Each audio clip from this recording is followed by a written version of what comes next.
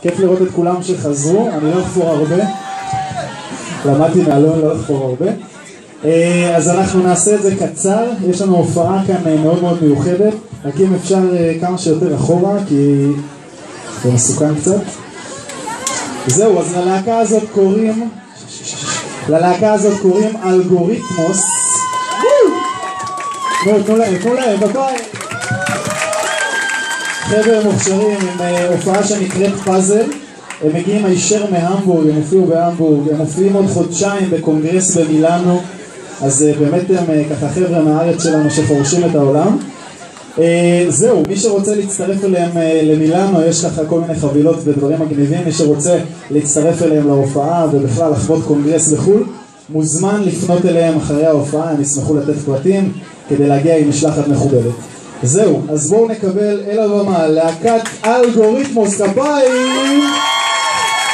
בואו נקבל את ניר קרקובסקי, אסף מרקוס, גילי ברוך ועופרי נווה. יאללה בילה תעשו רעש! יאללה רעש! איי איי איי!